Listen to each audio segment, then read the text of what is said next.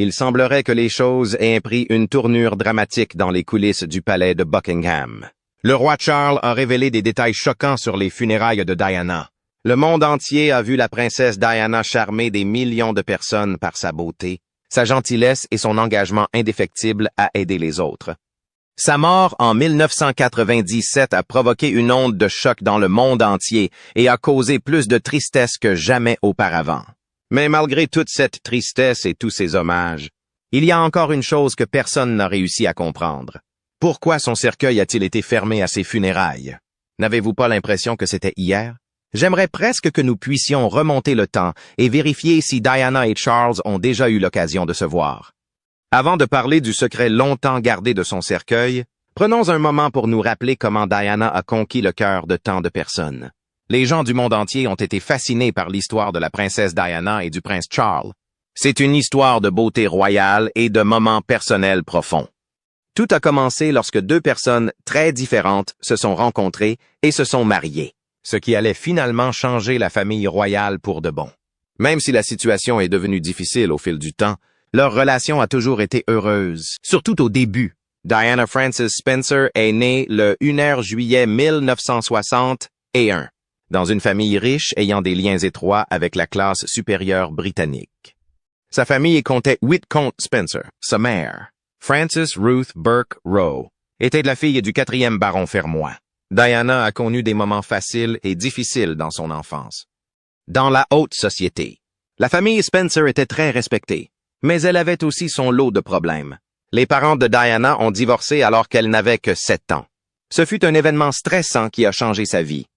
Diana était proche de ses deux parents, mais après leur séparation en 1969, elle fut principalement élevée par son père et garda peu de contact avec sa mère.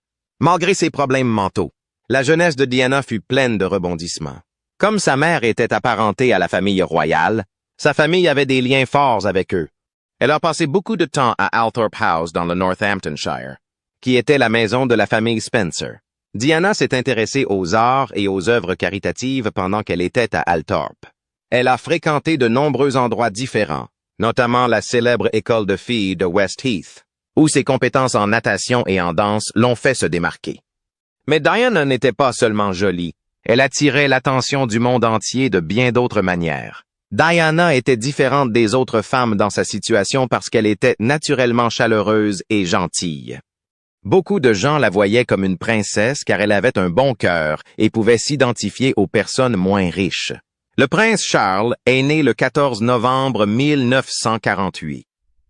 Il était le fils aîné de la reine Élisabeth II et du prince Philippe, duc d'Édimbourg.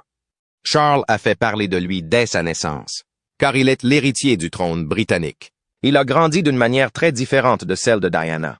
Il a été rempli de devoirs et d'espoir. Il a passé beaucoup de temps loin de sa famille, car il a fréquenté des pensionnats et a appris à jouer le rôle qu'il allait jouer plus tard. Son éducation a été l'une des plus difficiles qu'un membre de la famille royale ait jamais eue. Il a eu des précepteurs privés et a fréquenté des écoles comme la Cheam Preparatory School et Gordonstown en Écosse, où son père avait fait ses études. Gordonstown était une ville difficile pour Charles car elle était très stricte et très éloignée des plaisirs de la vie royale. Mais malgré les problèmes, Charles s'est beaucoup intéressé à des choses comme l'histoire, l'agriculture et surtout l'environnement. Mais la solitude qu'il ressentait le transforma d'une manière qui allait durer. Des liens formels le liaient à sa famille, et sa mère était souvent absente en raison de ses obligations royales. Cela a donné à Charles un sens aigu des responsabilités dans son enfance. Mais cela lui a également donné envie de nouer des liens plus profonds avec les gens, ce qui allait affecter ses relations plus tard. Quand Charles était jeune, il est allé à l'université de Cambridge pour étudier l'histoire et l'archéologie. Le fait de s'éloigner des lourdes pressions de la vie royale et de voir le monde sous un angle différent a été un tournant majeur pour lui. Au cours de ces années, il s'est beaucoup intéressé aux questions culturelles et sociales. Il a par la suite soutenu certaines de ces questions. Quand on est Charles, se marier n'est pas seulement une question d'amour. C'est aussi choisir quelqu'un qui pourrait devenir reine un jour. Il faut choisir les personnes avec beaucoup de soin. Lorsque Diana et Charles se sont rencontrés pour la première fois en 1977, leur histoire a vraiment commencé à prendre forme. D'après ce que tout le monde dit, La première rencontre de Diana et Charles n'a pas été très excitante. Diana était alors institutrice en maternelle et elle n'avait aucune idée que l'homme qu'elle rencontrait allait devenir roi d'Angleterre. Charles venait de rencontrer une jeune femme par hasard. Elle semblait différente des autres femmes qu'il avait rencontrées, ce qui la rendait intéressante d'une manière à laquelle il ne s'attendait pas. Ils avaient 13 ans d'écart, mais ils se sont vite trouvés des points communs. Les gens étaient attirés par Diana parce qu'elle était amicale et facile à aborder. Charles est tombé amoureux d'elle, et elle aussi. Elle fut impressionnée par son intelligence et son sens du devoir. Ils commencèrent à se fréquenter de plus en plus rapidement et leur amitié commença à grandir. En 1981, leur relation avait atteint un niveau sérieux. Le couple et leur relation ont attiré beaucoup d'attention de la part des médias en raison du fait qu'ils étaient souvent vus ensemble. Charles a fait sa demande en mariage à Diana le 6 février 1981, alors qu'ils étaient en vacances dans les Caraïbes. Cela s'est produit après quelques années de relation, car il semblait être le couple idéal. Un prince et une jeune femme issus d'une famille aristocratique. La demande en mariage fut un événement salué dans le monde entier. Au cours des années qui suivirent leur mariage, Diana et Charles eurent la chance d'avoir 2 enfants en bonne santé. Le 21 juin 1982 à l'hôpital Sainte, Mary de Londres, le couple eut son premier enfant, un garçon qu'ils prénommèrent Prince William. Étant donné que William était le 2e dans l'ordre de succession au trône, sa naissance fut un événement mémorable. Contrairement à la coutume de la famille royale, qui consiste à accoucher à domicile, Diana a fait le choix courageux d'accoucher à l'hôpital.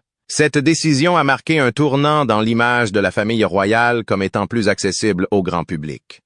Le 15 septembre 1984, 2 ans après la naissance de leur premier enfant, ils accueillent leur 2e fils, le Prince Harry.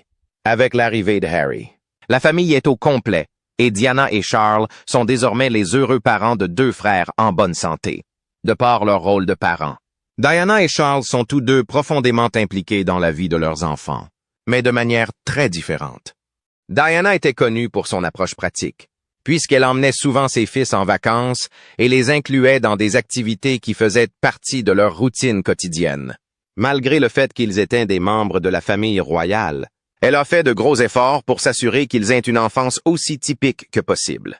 En revanche, Charles avait une approche plus conventionnelle du rôle de parent, car il était destiné à devenir roi à l'avenir. Sa position dans la vie de ses enfants allait toujours être plus formelle. Ses responsabilités en tant que prince de Galles signifiaient qu'il avait moins de temps à consacrer à ses fils. Mais il était évident qu'il avait une profonde affection pour eux et qu'il ressentait une immense satisfaction dans leurs accomplissements. Bien qu'il ait été marié à Diana, la relation de Charles avec Camilla Parker Bowles a été l'un des aspects de sa vie qui a reçu le plus d'attention. Au début des années 1970, Camilla a été présentée à Charles pour la toute première fois avant leur fiançailles. Elle venait d'une famille britannique bien établie et avait des liens avec le palais. Elle est née dans cette famille. Il ne fallut pas longtemps pour qu'un lien fort se développe entre eux. Plus tard, on a appris que Charles avait subi une pression considérable de la part de sa famille, en particulier de sa mère, Lorraine Elizabeth Bougain, pour épouser une personne qui lui correspondait mieux en termes de statut social et d'image publique. Il avait donc choisi Diana comme épouse. En fin de compte, la relation de Camilla avec Charles est devenue encore plus compliquée à cause de son mariage avec Andrew Parker Bowles, un homme issu d'une famille militaire très respectée. Ce mariage a eu lieu en 1973. Leur lien émotionnel est resté fort au fil des ans, malgré le fait que Charles et Camilla étaient mariés à des personnes différentes. Malgré cela, ils ont continué à maintenir un lien étroit l'un avec l'autre. Il est largement reconnu que la relation qui existait entre Charles et Diana a été un facteur crucial dans l'effondrement de leur mariage. Bien que Charles se soit senti horrible à propos de tout ce qui s'est passé, et qu'il ait révélé plus récemment la raison pour laquelle le cercueil de la princesse Diana n'a pas été ouvert. Nous en parlerons plus en détail dans les paragraphes qui suivent. La réalité, en revanche, était bien plus compliquée que le concept de leur mariage, qui évoquait un conte de fées. En peu de temps, Diana se rendit compte que les pressions de la vie royale étaient trop fortes pour elle et que l'examen minutieux du public était une grande épreuve pour elle. Diana n'avait pas conscience que le cœur de son mari ne lui appartenait pas entièrement pendant toute cette période. Alors que le couple était en train de construire son mariage, la pression qui allait finir par caractériser une grande partie de leur relation augmenta également. Charles continua sa relation avec Camilla malgré les vœux publics qu'il avait faits concernant son adultère. Diana se consacrait entièrement à ses obligations d'épouse et de mère. Pourtant, Charles a continué sa relation avec Camilla alors que Diana était mariée à Charles. Bien que Diana n'ait pas été au courant de l'étendue de leur lien, il était évident pour ceux qui se trouvaient dans leur entourage immédiat que le lien entre Charles et Camilla restait particulièrement fort. Etsu, même si Diana n'était pas au courant de leur lien. Après un certain temps, Diana a révélé ouvertement que le lien émotionnel de Charles avec Camilla était une source importante de conflits dans leur mariage.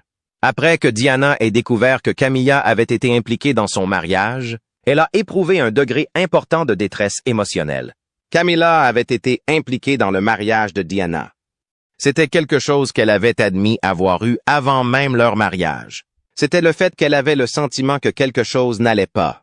Il est fort possible que la rencontre de Diana avec Camilla lors d'un événement public en 1981 qui a eu lieu quelques semaines seulement après son mariage, a été l'un des événements les plus bouleversants qu'elle ait jamais vécu dans sa vie. Diana avait la sensation d'être en compétition avec un être spirituel en raison du fait que Charles semblait être complètement en paix au moment où Camilla entrait dans la pièce. En conséquence, Diana a éprouvé des sentiments d'éloignement, de malentendu et un terrible sentiment de trahison. Au cours de leur relation, Diana et Charles ont été soumis à un harcèlement constant de la part des médias, ce qui n'a fait qu'exacerber l'inimitié qui existait entre eux au fil des ans. Malgré le fait que la naissance de ses enfants lui ait offert un grand soulagement, Diana a lutté en privé contre des sentiments de solitude et de trahison à cause des situations dans lesquelles elle s'est trouvée. Bien qu'elle soit connue dans le monde entier comme une mère et une princesse compatissante, son existence au sein de la famille royale était oppressante et lui laissait peu de place pour s'exprimer ou lutter contre le système. Elle n'était pas autorisée à lutter contre le système. Au fil du temps, Diana a commencé à ressentir un sentiment croissant d'isolement et son impatience s'est fait sentir de plus en plus. Elle comptait sur ses amis proches et même sur les membres de son équipe pour obtenir du soutien. Elle s'appuyait sur eux. Les soupçons de Diana sur l'infidélité de Charles se sont avérés en 1992, ce qui fut l'événement qui l'a poussé à atteindre son point de rupture. Le mariage de Diana avec Charles s'est terminé par un divorce. Elle a découvert que Charles avait repris sa relation avec Camilla alors qu'ils étaient mariés, et la trahison était trop difficile à supporter lorsqu'elle l'a découvert.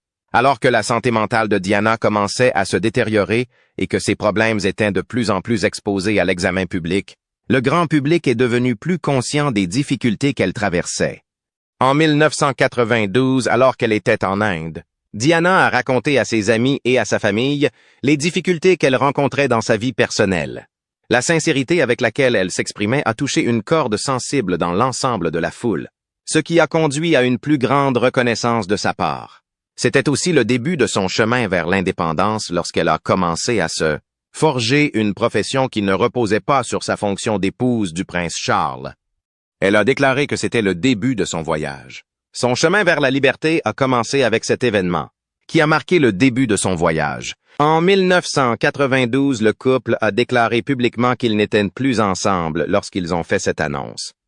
Malgré le fait qu'ils continuaient à exercer leur fonction royale de manière indépendante, les dommages causés à leur relation étaient irréparables. Diana a pris conscience qu'elle ne pouvait plus continuer à vivre dans une situation où elle se sentait abandonnée émotionnellement et humiliée publiquement. Et elle a pris la décision de se séparer de son époux en conséquence. Ce choix n'était pas uniquement basé sur des considérations personnelles. La décision qu'elle a prise de quitter Charles, malgré les difficultés rencontrées, lui a finalement permis de retrouver sa liberté. En plus de consacrer son temps et son énergie à des œuvres caritatives et à l'éducation de ses enfants, elle s'est attachée à se reconstruire en dehors du monde de la famille royale. Malgré le passage du temps, la mort de la princesse Diana, le 30 et 1 août 1997 reste l'un des événements les plus choquants et les plus déchirants de l'histoire des temps modernes. Même à cette heure tardive, la douleur causée par son décès continue de se faire sentir, et Charles a ouvertement déclaré qu'il ressentait une certaine culpabilité à cet égard. C'est un sujet sur lequel il n'a pas hésité, il n'y a pas si longtemps. Il a révélé la vérité sur les événements qui se sont déroulés autour de ses funérailles. La mort de la princesse Diana, survenue dans un accident de voiture à Paris, a bouleversé les fondements fondamentaux du monde. Sa mort a eu lieu à Paris. Son décès prématuré, survenu peu de temps après qu'elle ait été surnommée la princesse du peuple, a suscité des émotions et des questions de la part de personnes du monde entier.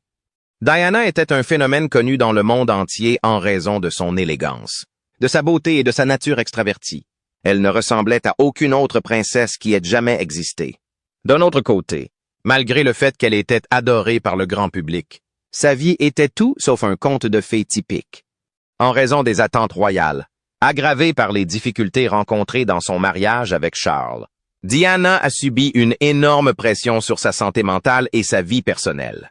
Cette pression était suffisamment importante pour être considérée comme excessive. Dans les années précédant sa mort, la vie de Diana avait déjà été marquée par un certain nombre de situations qui ont été portées à l'attention du public. Son mariage avec Charles avait été en grande partie en désordre pendant toute la durée de leur union.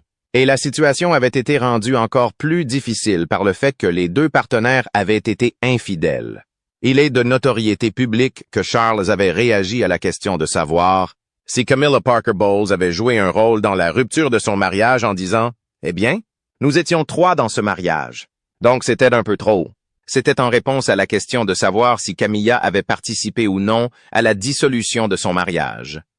Les médias, qui vénéraient Diana jusqu'alors, ont commencé à adopter un ton plus critique à son égard après la dissolution de son mariage avec Charles. En 1996, cela s'est produit après la dissolution du mariage de Diana avec Charles. Néanmoins, malgré la transformation qui s'est produite dans les médias, Diana a continué à occuper une place unique dans le cœur du grand public. Au cours des années qui ont suivi, elle a continué à s'engager activement dans des initiatives humanitaires et des sujets bénéfiques pour l'humanité, malgré le fait que les médias aient été envahissants tout au long de sa vie. Ce sont les paparazzi qui, en fin de compte, ont été les responsables d'une grande partie de la tragédie qui a eu lieu cette nuit terrible à Paris, et qui ont été responsables d'une grande partie de la catastrophe. Pendant plusieurs années, les paparazzi ont suivi Diana sans relâche, prenant des photos de chacun de ses pas afin de satisfaire le désir insatiable du public d'avoir les informations les plus récentes sur la princesse. Le soir du 31 août 1997, Diana se trouve à Paris avec son compagnon, Dodi Fade. Ils sont tous les deux à Paris. Le couple, qui vient de rentrer d'une nuit passée à l'hôtel Ritz, a l'intention de se rendre dans un endroit où il pourrait profiter d'un peu de calme et de tranquillité. Les photographes impatients de prendre une autre photo de Diana étaient à la poursuite de leur véhicule, ce qui a rapidement transformé ce qui aurait dû être une soirée tranquille et calme en un scénario mouvementé. Les photographes poursuivaient leur véhicule. Cette fois-ci en particulier, la voiture était à la fois rapide et inflexible. Dès que la voiture de Diana a quitté l'hôtel Ritz, des photographes à moto sont restés à ses côtés et ont pris des photos à grande vitesse dans les rues de Paris. La poursuite était associée à un degré élevé de danger et il n'a pas fallu longtemps avant que l'une des issues défavorables ne se produise. Henry Paul, qui était également le chef de la sécurité de l'hôtel, roulait à grande vitesse à travers la ville pour éviter d'être vu par les photographes. Il était également le chauffeur de Diana. Malgré cela, Paul n'a pas pu garder le contrôle du véhicule à l'entrée du tunnel du pont de l'Alma, ce qui a entraîné une collision avec l'un des piliers en béton. L'intensité du choc a été telle que Diana et Dodi Fayed ont tous deux été gravement blessés à la suite de la collision. Les deux hommes ont été transportés à l'hôpital dans un état critique après l'accident, mais Dodi n'a pas survécu à la collision. Ils y ont tous deux été amenés après l'accident. À cette époque, les gens du monde entier ignoraient à quel point la situation était devenue terrible.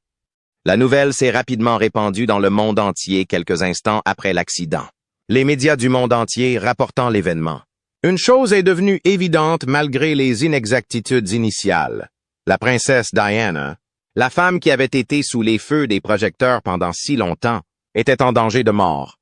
Malgré tous les efforts de l'équipe médicale, Diana, qui n'avait que 36 ans à l'époque, a été déclarée morte quelques heures après son transport à l'hôpital. Dès que les gens ont appris la nouvelle de son décès, une onde de choc s'est répandue sur toute la planète.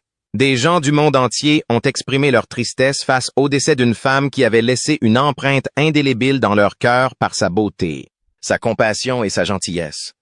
De nombreuses personnes ont exprimé leur tristesse à la suite du décès de cette femme.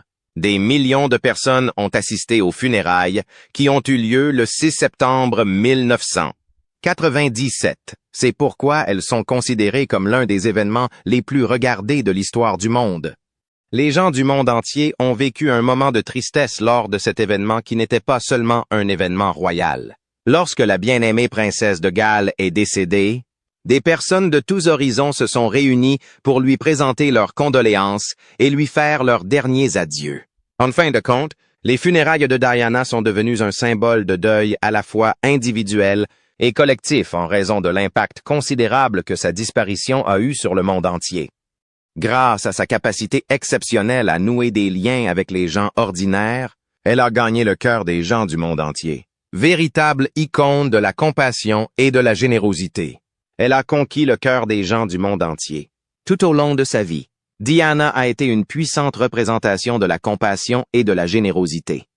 Le monde a été sous le choc après son accident catastrophique à Paris, et les circonstances qui l'entouraient n'ont fait qu'intensifier le sentiment d'injustice et de perte qui prévalait déjà.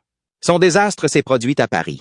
Une variété de sentiments, dont le chagrin, le choc et la rage, ont été ressentis par ceux qui ont été laissés derrière dans les jours qui ont suivi son décès. Un moment où des gens du monde entier se sont réunis pour exprimer leur tristesse à la suite du décès d'une femme qui avait influencé la vie d'un grand nombre de personnes. Son enterrement est devenu un moment de rassemblement.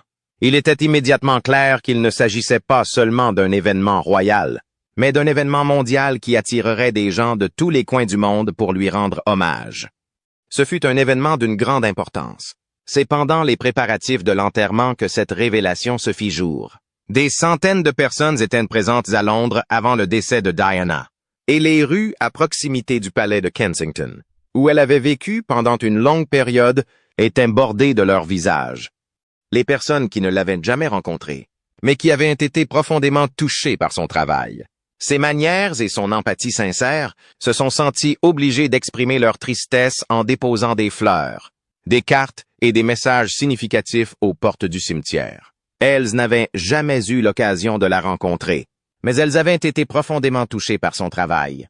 La cérémonie funèbre, qui a été menée avec beaucoup de soin et de dévouement, s'est déroulée dans l'abbaye de Westminster. Une certaine mélancolie générale régnait lors de ce rassemblement auquel participaient les membres de la famille royale. La reine Elizabeth en tête. La nouvelle du décès de Diana avait provoqué une onde de choc dans le monde entier, et chacun faisait son deuil à sa manière, en fonction de sa situation personnelle. Plusieurs membres de la famille de Diana, dont le prince Charles et leurs enfants William et Harry, ont été inhumés dans un cercueil drapé de l'étendard royal. Diana a été enterrée parmi les autres membres de sa famille. Le cercueil, en revanche, a été scellé. Le roi Charles vient de révéler la raison pour laquelle il en a été ainsi. Cette révélation est arrivée il n'y a pas si longtemps. La nouvelle du décès de Diana a eu un impact considérable non seulement sur la population du Royaume-Uni, mais aussi sur des célébrités et des personnalités célèbres du monde entier. La réaction d'Elton John, qui connaissait Diana depuis longtemps et entretenait avec elle un lien particulier fondé sur le respect mutuel et l'amitié, a été l'une des plus chargées d'émotions et de symboles. Alors que le monde entier pleurait sa mort prématurée, Elton est devenu l'une des personnalités publiques les plus célèbres à avoir exprimé sa tristesse. Il l'a fait au moment même où d'autres personnes étaient également en deuil. Il a non seulement exprimé sa tristesse à cette occasion, mais il a également rendu un hommage personnel à une femme qui avait été particulièrement vitale pour lui. Au cours des années qui ont précédé la disparition de Diana, elle et Elton John ont partagé une véritable amitié qui s'est poursuivie sans interruption jusqu'à sa mort. Au cours de leur vie, Elton John et Diana ont noué une relation plus étroite. Cela n'était pas seulement dû au fait qu'ils avaient tous deux été sous les feux de la rampe en même temps, mais aussi au fait qu'ils étaient tous deux conscients des pressions qui accompagnent le fait d'être une star célèbre. Diana, qui a été propulsé sur le devant de la scène dès son plus jeune âge. Et Elton John, qui était déjà présent depuis longtemps, ont tous deux réalisé qu'ils partageaient un point commun, leur capacité à naviguer dans le monde de la célébrité tout en conservant leur humanité. Diana avait été invitée à un bal de collecte de fonds pour la recherche sur le sida organisé par Elton John en 1997. Cet événement a eu lieu quelques mois seulement avant la triste mort de Diana. Leur lien n'était pas simplement superficiel. Il reposait sur des convictions communes, notamment leur engagement dans le travail humanitaire, notamment dans des lieux qui leur étaient chers à tous deux. Lors des funérailles de Diana, la profonde tristesse d'Elton pour la disparition de son ami s'est manifestée de la manière la plus évidente qui soit. Elton John, ami personnel de Diana, est considéré comme l'un des artistes les plus célèbres au monde, a été sollicité pour interpréter un hommage musical en son honneur. Au lieu de chanter l'une de ses nombreuses chansons, il a décidé de réécrire les paroles de sa chanson « Candle in the Wind », initialement sortie en 1973. Les paroles de la chanson, initialement écrites en hommage à Marilyn Monroe, sont troublantes et dépeignent le caractère précaire de l'existence, ainsi que la nature éphémère de la célébrité. La chanson a été composée à l'origine en hommage à Marilyn Monroe. Lorsqu'Elton a voulu rendre hommage à la vie et à l'héritage de Diana, il a modifié les paroles de la chanson. Il ne s'agissait plus d'une icône hollywoodienne consumée par la célébrité. Il s'agissait plutôt d'un hommage à une dame qui avait conquis le cœur des gens du monde entier et dont la vie avait été tragiquement écourtée. Sa vie avait été écourtée de façon drastique. Malgré le passage de tant d'années, Diana est toujours dans la mémoire d'un grand nombre de personnes, y compris du roi Charles elle-même. Le récit qui accompagnait ses funérailles se concentrait sur l'idée que le cercueil avait été gardé fermé afin de protéger l'intimité de sa famille. Ce récit s'est transmis de génération en génération au fil des ans. Étant donné que les funérailles royales sont généralement entourées de mystères et de traditions, il s'agissait d'une hypothèse raisonnable compte tenu des circonstances. En matière de questions personnelles, la famille royale a l'habitude de se défendre vigoureusement. D'un autre côté, la récente révélation du roi Charles a jeté un nouvel éclairage sur cette idée de longue date, qui remet en cause ce que le grand public avait fini par croire au fil du temps sur les raisons qui ont motivé la fermeture du cercueil de la princesse Diana. À l'âge de 75 ans, le roi Charles a finalement révélé la véritable raison qui a conduit à la décision de garder le cercueil de la princesse Diana fermé pendant ses funérailles. Cette décision a été prise en prévision des funérailles. Au départ, certains pensaient que la décision de garder le cercueil fermé avait été prise pour éviter que le prince William et le prince Harry, les enfants de Diana, ne subissent de nouvelles souffrances psychologiques. De nombreuses personnes pensaient que cette décision avait été prise pour protéger les enfants, ainsi que le grand public, du choc émotionnel supplémentaire que provoquerait la vue du corps de leur mère. La famille royale a toujours été très prudente quant au droit à la vie privée des enfants. D'un autre côté, les récentes révélations du roi Charles ont clairement montré que cette décision n'avait pas été prise, uniquement pour éviter à la famille de ressentir un chagrin supplémentaire et pour préserver sa vie privée. À la suite de la collision avec la voiture, le corps de Diana avait subi un traumatisme si grave que ses blessures étaient visibles à l'œil nu. La famille craignait que la présentation publique des photos des blessures de Diana ne soit une expérience trop pénible pour quiconque. Cette décision a été prise afin de protéger les fils de Diana, qui étaient déjà exposés à un examen minutieux, de la souffrance psychologique qu'ils auraient pu ressentir en voyant l'état de leur mère dans un tel cadre public. C'est que la raison fondamentale qui a motivé cette décision. Le choix qui a été fait illustre la réelle préoccupation de la famille royale pour le bien-être et la sécurité de William et Harry, tous deux adolescents au moment de l'accident. En outre, il souligne l'importance de protéger le grand public de la réalité effrayante de la scène de l'accident. En fin de compte, la décision de garder le cercueil couvert a été prise par amour et sympathie pour les enfants de Diana, ainsi que par désir d'empêcher toutes les personnes impliquées de voir un spectacle qui dépasse l'entendement.